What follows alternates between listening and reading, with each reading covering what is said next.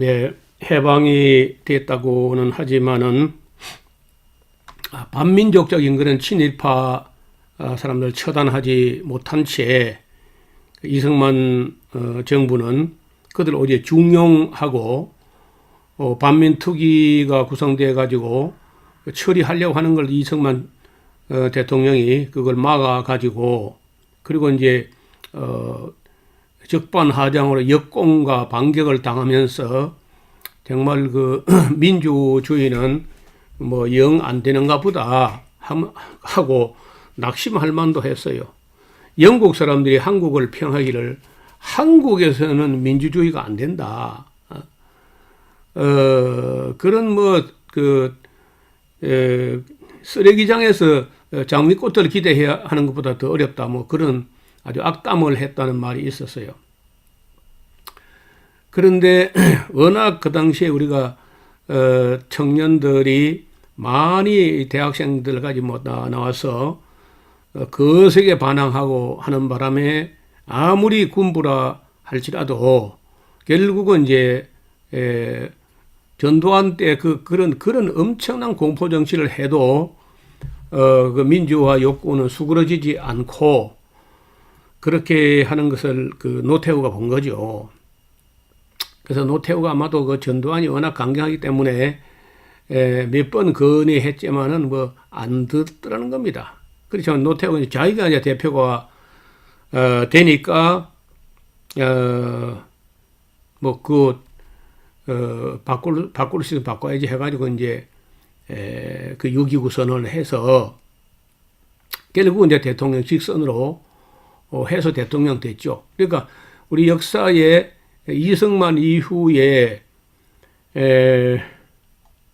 88년부터니까 꼭 40년 만에 1948년에 이승만 대통령이 출발하는데 그 어간에 순 가짜 선거, 체육관 선거, 뭐 부정 선거, 뭐 온갖 엉터리 선거를 하고 아니면 뭐 그 상대방 후보를 어떻게 해가지고 뭐 제거하고 죽이고 감금하고 뭐 이렇게 아주 했으나 어쨌든 40년 만에 이 노태우가 직선제 수용을 하면서 정말 이제 그때부터 이제 그 민주주의의 뭐 완전한 민주주의는 아니라도 희망을 볼 수 있었죠.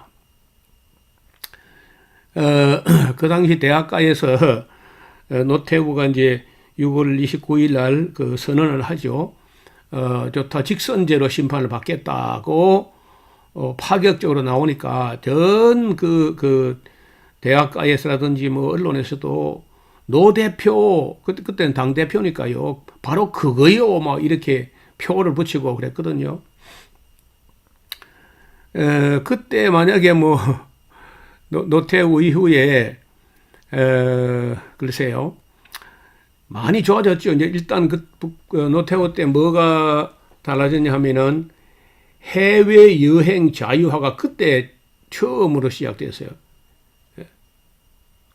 그래서 북방 얘기를 해가지고 고르바초프를 만나기도 하고 그 중국과도 교역을 대화를 하고 이렇게 해가지고 이제 공산주의하고도 얼마든지 우리가 교류도 하고 교역도 하고 한다.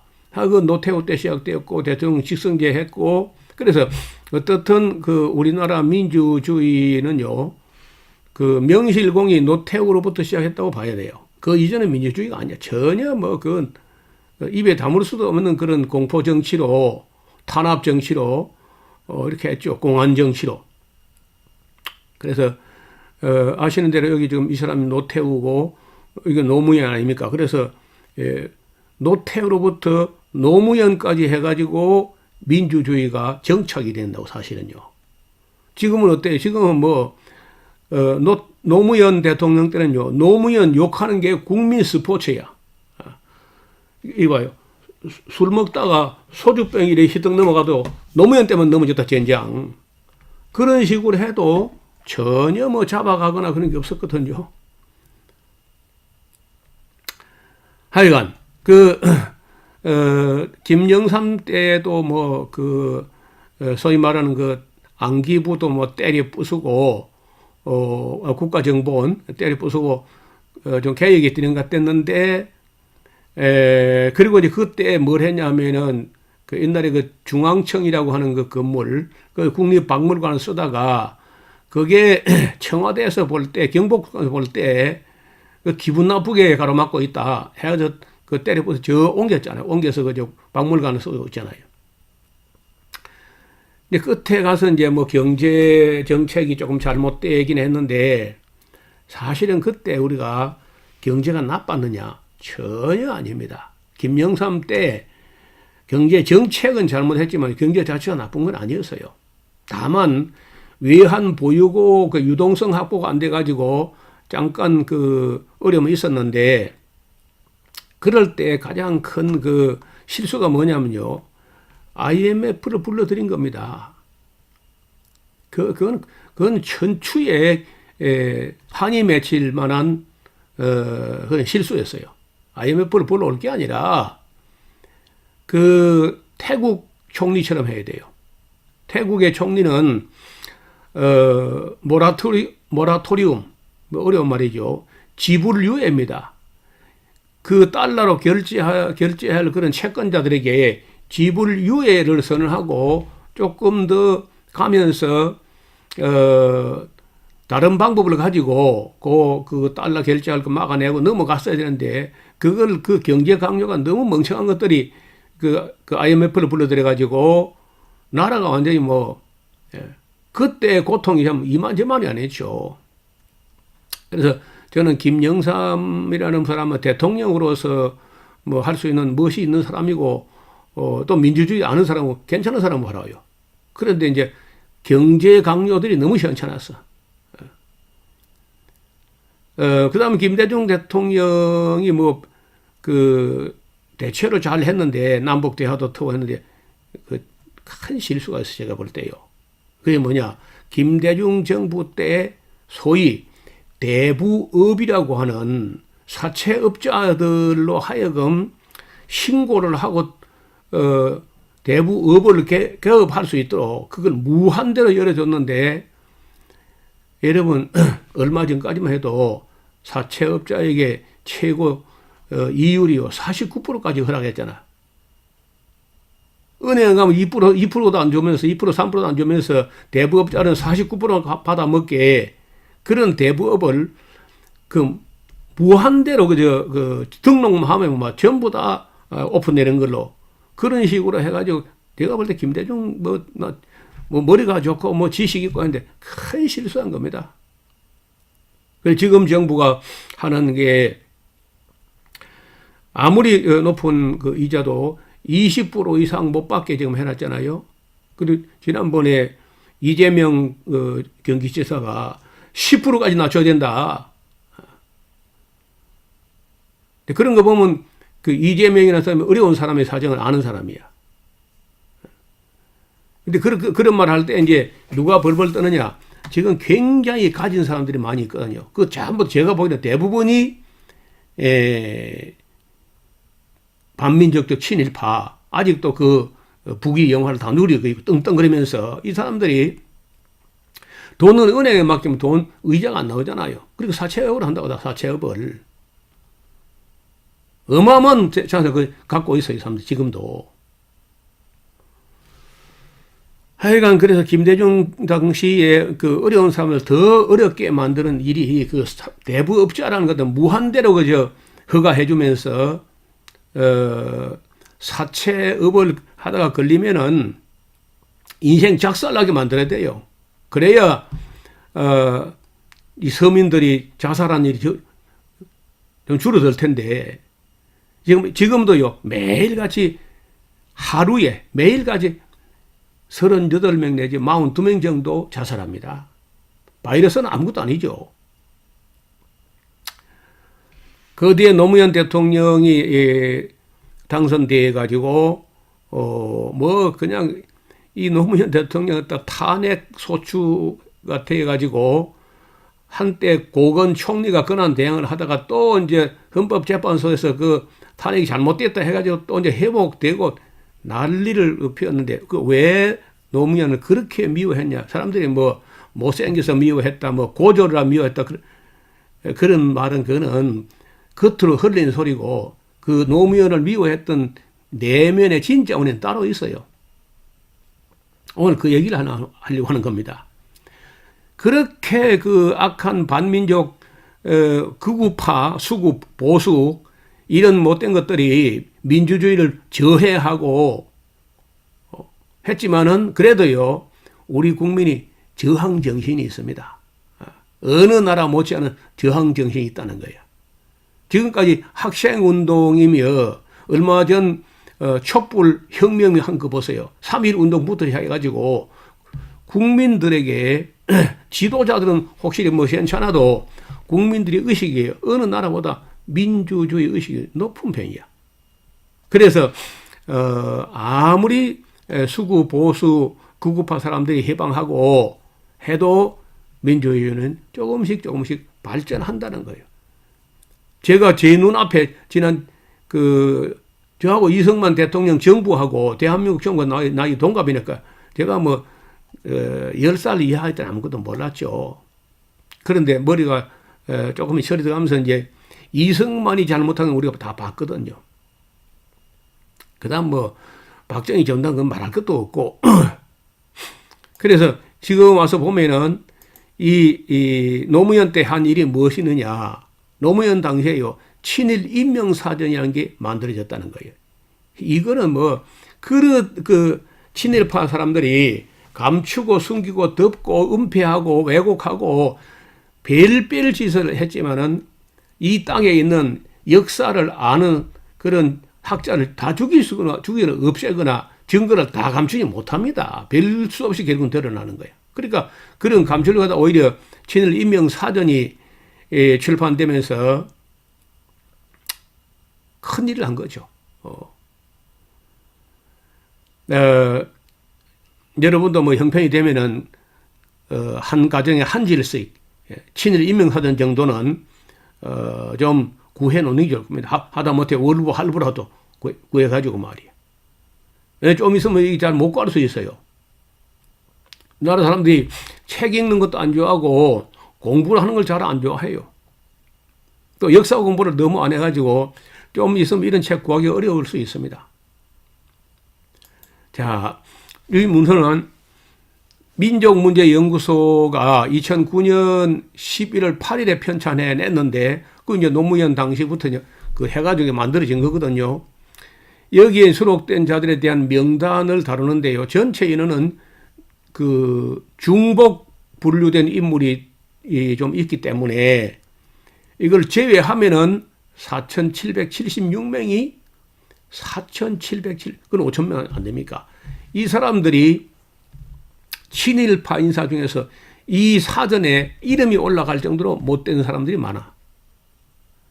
그래서 민족문제연구소는요, 최종 수록 예정자 명단을 밝히면서 을사늑약 전후부터 1945년 8월 15일 해방에 이르기까지 일본 제국주의의 국권 침탈, 식민 통치, 침략 전쟁에 적극 협력함으로써 한민족 또는 타민족에게 신체적, 물리적, 정신적으로 직간접적으로 피해를 끼친 자, 이런 사람들로 친일파를 규정하고 수록 대상자의 범주는 조약 체결 등 매국 행위에 직접 가담한 민족 반역자와 식민 통치 기구의 일원으로서 식민 지배의 그 하수인된 자, 아니면 또 식민 통치의 침략 gen장을 미화, 선전한 지식인, 문화, 예술인과 같은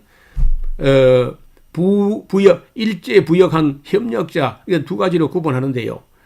이 중에 민족 반역자는 전부를, 그리고 부일 협력자 가운데에서는 일정한 직위 이상인 자를 그 외에 정치적, 사회적 책임을 물어야 할 어떤 친일 행위가 뚜렷한 자를 수록 대상으로 선정했다고 합니다.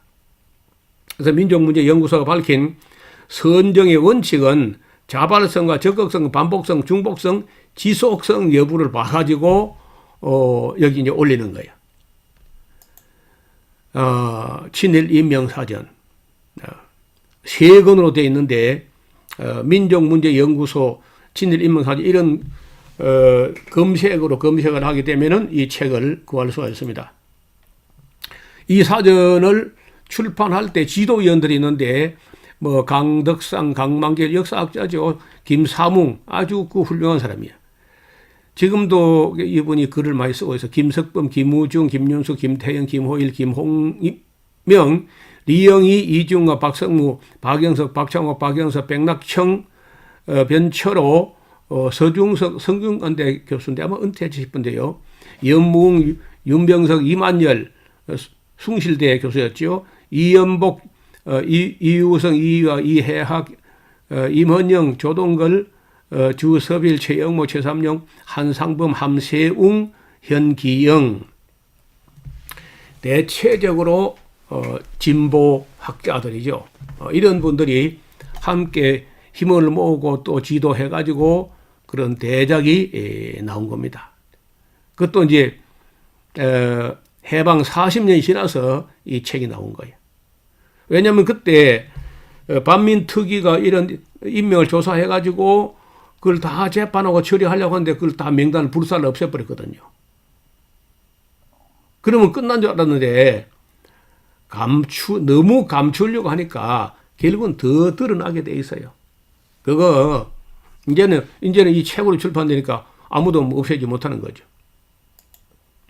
그 다음에 이제 노무현 때 한 게 또 있는데 진실과 화해를 위한 과거사 조사위원회 보고서가 이 책은 저도 소장하고 있습니다. 어렵사리 구해가지고 이렇게 엄청난 과거에 잘못된 사람들을 조사를 해가지고 보고서를 만들고 국회가 예산을 타내가지고 이런 일을 했거든요. 아까 그 민족문제연구소는 국회가 아무 도움 아니야.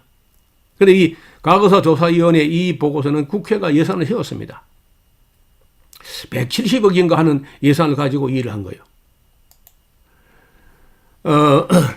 1991년도 2월 27일에 친일 문제 연구 총서 편찬을 주요 과업으로 삼은 반민족 문제 연구소가 설립돼요. 그리고 2001년도 새천년 들어가서 2001년도 12월 2일 개인 1850명과 185개 단체가 발기인으로 참여한 통일시대 민족 문화재단이 출범합니다. 그리고 이제 친일 일명사전 편찬회가 재단 산하에서 특별위원회를 발족을 해요. 그래서 2004년도 1월 16대 국회에서 친일 인명사전 편찬 예산 5억 원 정도를 삭감을 5억 원 전에 삭감을 받으니까요. 아무것도 아니죠. 2004년도 1월 8일에 또 친일 인명사전 국민 모금을 시작합니다. 그 오마이뉴스 등이 참여하게 되죠. 국회에서는 뭐 안 해준 거죠. 2004년 1월 15일 행정자치부 현 행정안전부죠. 민족문제연구소와 오마이뉴스에 공문을 보내가지고 이 모금 운동이 기부금품 모집 규제법에 저촉된다 해가지고 모금 운동을 중단을 요구했으나 4시간 만에 처리를 합니다. 또 일부 시민단체 등이 친일 인명사전 편찬을 이적 행위로 저기 누군데 어떤 적을 이렇게 한다는 거예요. 이적 행위로 적시하고 비판하면서 기자회견 시위 등을 벌이자 민족문제연구소는 명예훼손을 했다며 손해배상 소송을 제기하기도 합니다. 그러니까 이제 결국은 이 문제가 가지고 서울중앙지방법원에서 친일 인명사전의 편찬을 적을 이롭게 하는 행위로 볼 수 없다는 판결을 내려가지고 이제는 뭐 아무도 막을 수 없는 일이 돼가지고 이 책이 나온 거예요. 자, 2005년도 8월 29일 민족문제연구소와 친일 인명사전편찬위원회는 1910년에 한일합병, 한일병합조약이 발효된 8월 29일 국치일로 시작해가지고 친일 인명사전에 실릴 인물 3,090명 정도를 일단 발표합니다. 그래서 뭐 이런 각계 크게 잘못된 놈들하고 뭐 좀 글쎄 뭐 넣을까 뺄까 하던 사람도 있었겠죠. 총 해가지고 5,207명 중복자가 들어있는 거죠. 그걸 빼면은 4,776명이라고 할 수 있습니다. 그러니까 이런 일을 하는 거, 역사를 밝히면은 악한 자들의 근본이 드러나게 되고 그들의 현재도 위태롭고 미래는 이제 끝나는 거죠. 그러니까 이런 이 역사를 밝히고 진실을 밝히는데 적극적이었던 노무현 전 대통령은 그런 사람들 반민족 친일파 눈에는요 세상에 살아남아서는 안 되는 인물로 지목이 되는 거예요. 그래서 노무현 지금 우리 곁에 없는 거예요. 사실은 뭐 아직도 뭐 그냥 그대로 언론에 읊어주는 대로 자살했다 뭐 쪽팔려서 자살했다.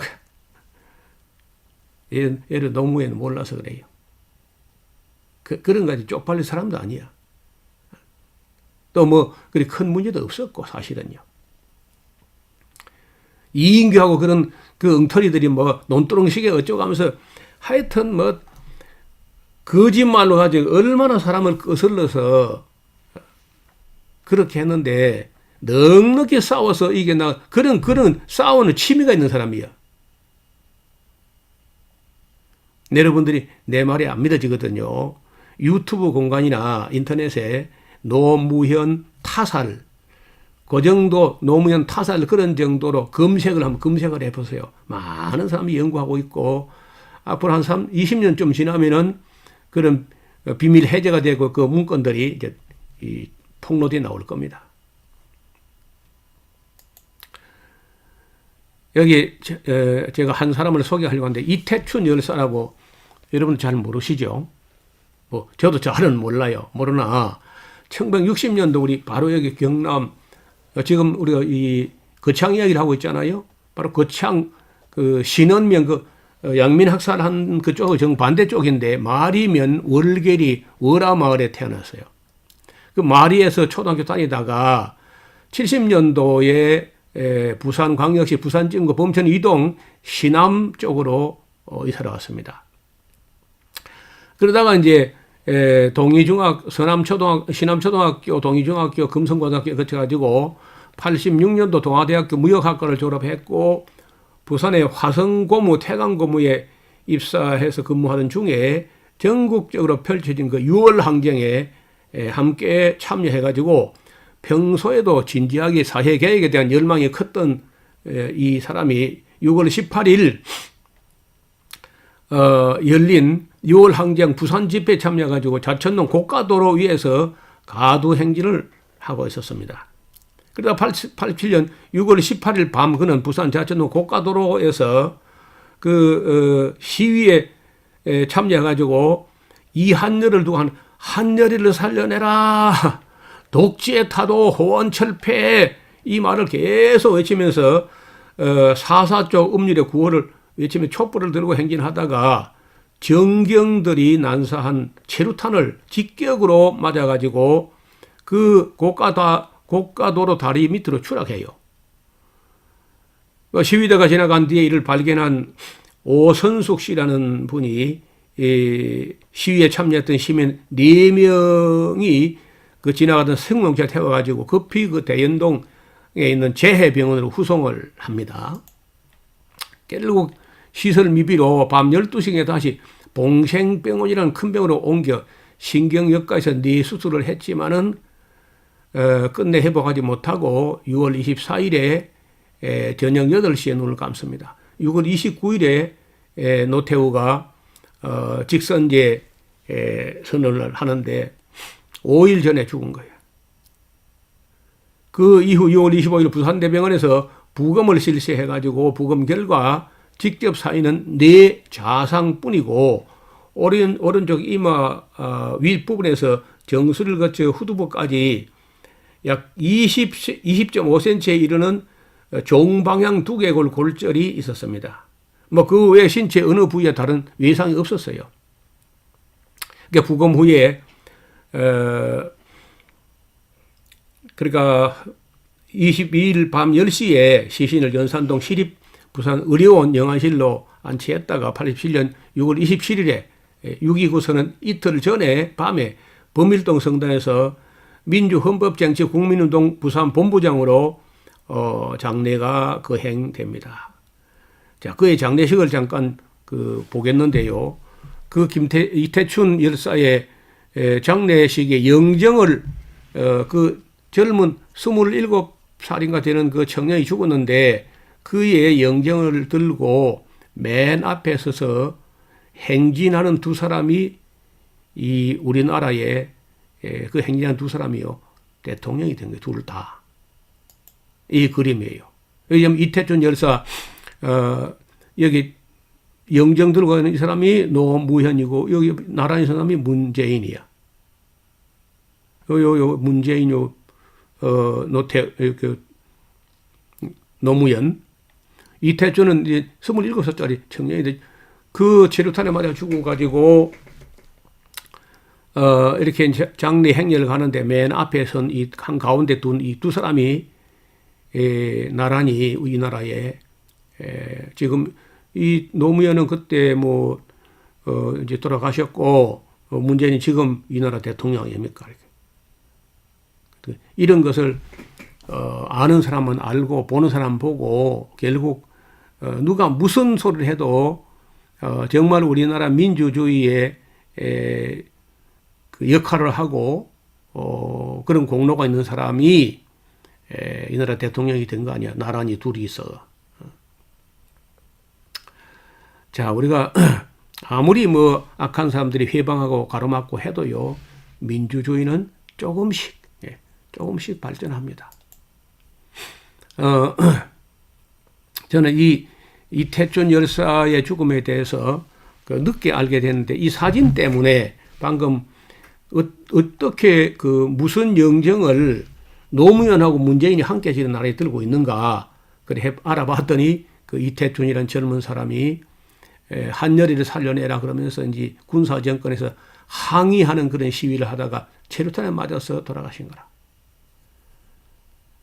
이런 사람들이 죽고 피를 흘리고 싸우고 시위하고 이렇게 해가지고 우리 조금씩 그 민주주의가 성장해 와가지고 지금은요 영국 사람이 도무지 기대할 수 없다고 하는 민주주의를 영국 못지않게 우리가 달려왔다고요.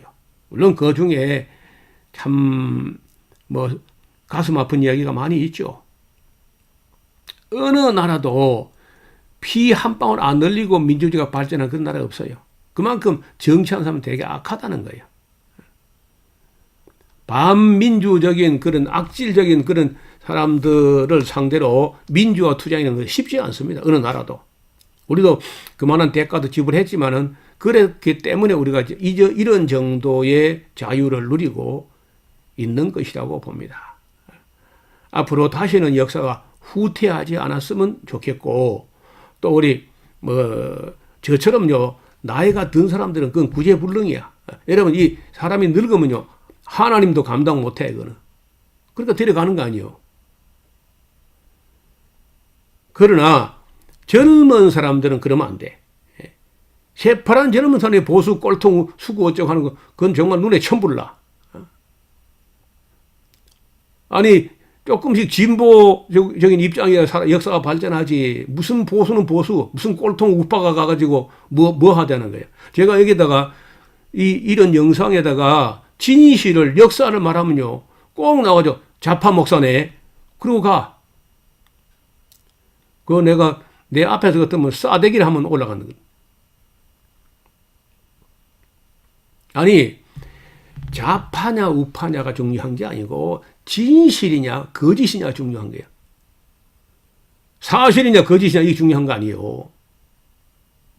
사실을 말하면 좌파가 말해도 우파가 말하면 들어야 돼. 더 웃기는 거는 기독교는 무조건 우파해야 되는데 성경이든지 역사든지 그런 진리가 그게 진리도 아니고 그런 이유를 한번 기독교는 무조건 우파해야 된다 그런 어떤 이치가 있다면 교리가 있다면 가져와 보시라고. 어디 성경에 있습니까? 어떤 교리에 있습니까? 신학에 있습니까? 어떤 철학이 있습니까? 없는 거 아니 그런 게. 그러니까 나보고 목사가 왜 좌파냐 그래. 내가 무슨 좌파. 나는 가운데서 가운데. 그리고 좌파 우파가 문제가 아니야. 선이냐 악이냐 진실이냐 거짓이냐 이게 문제 아닌가요? 좀 오늘부터는 그 사고하는 방식을 좀 바꿔야 돼요. 그래서 내가 요즘은 그럽니다. 나보고 누가 좌파라 그러면 내가 위로가 됩니다. 아, 진실과 역사와 사실을 말하면 좌파라 하는구나. 오케이, 알았어. 뭐 좌파 아니라 짜파 소리를 들어도 그 미국에서는 요새 좌파를 짜빠구리라 그러는데 짜빠구리 기생충에서 유행되는가 봐요. 아니 짜빠구리는 나쁘고 우빠구리는 좋나 그러면 옳은가? 정말 이 함부로 댓글을 달고 나는 댓글을 달기도 바라고 저도 뭐 똑같은 사람이니까 좋아요 눌러주고 구독 눌러주고 하면 좋지. 근데 한 번도 그런 말 안 했어요. 그리고 광고도 안 실었잖아. 어떤 수익을 내가 바라고 하는 게 아닙니다. 국민들이 깨어서 정말 민주 시민 정신을 가지고 이 역사가 조금씩이라도 발전되기를 바라고 나는 민주주의에 기여한 게 아무것도 없어요. 나는 내가 이 민주주의의 혜택을 입고 있는 건 민망하고 황송해요. 난 아무것도 안 했거든. 난 데모도 못 해봤고 말이요. 그래서 지금이라도 많이 늦었지만은 지금이라도 바른 역사 이야기를 해서 젊은 사람들이 바른 미래를 꿈꾸는 그런 생각하는 걸 좀 바꿨으면 좋겠다. 그래서 욕을 먹어가면서도 또 뭐 오늘도 몇 마디 했는데 상처가 안 됐으면 좋겠고요. 또는 이런저런 상처도 받아봐야 굳음살이 생겨가지고요 강하고 담대해집니다. 저도 원래 뭐 마음이 소심해가지고 이런 쓴소리 이런 잘 못하는 사람이야. 근데 이제 늙으니까 얼굴이 좀 뻔해가지고 그래도 할 말 해야지. 오늘도 시간이 많이 갔습니다. 또 다음 시간에 우리가 우리의 희망에 대해서 좀 이야기를 해요. 과거는 이제 어느 정도 이야기를 했고 우리의 희망, 우리 한반도의 비핵화는 가능할 것인가? 통일은 멀어지고 있는가, 가까워지고 있는가? 이런 좀 이야기해야 될 거 아니에요. 어떻게 하면 통일의 영광스러운 통일의 길을 갈 것인가? 북한은 변하고 있는가? 뭐 이런 거 우리가 좀 알고 싶잖아요. 우빠구리들이 하는 거는 되게 거짓말입니다. 우빠구리들 하는 말대로 같으면 벌써 김정은이 10번도 더 죽었을 거라. 맨날 김정은이 죽었다 그래. 그런 가짜 뉴스 보지 말고 냉철하게 분석하고 여러분도 그 프로파일러가 돼가지고요 한 분석을 해봐. 뭐가 맞는 말인지 진실인지 사실인지 뺏든지. 그래가지고 우리 이야기가 좀 더 이제는 현실 과거는 뭐 아주 과거 제가 최근 현대사 지난 100년도 안 되는 그 안에 있었던 가슴 아픈 얘기를 해왔고 현실에 우리가 갈등의 원인이 거기서부터 출발했다는 걸 이야기한 겁니다. 그래서 이제 뭐 이후로는요 현재를 좀 이야기하고 그리고 또 미래를 좀 이야기하고 저는 뭐 미래 내가 꿈꾸는 세상 내가 살아보지 못할 것 같아요. 그래서 여러분들을 위한 미래를 같이 이야기할 수 있기를 기대합니다. 감사합니다.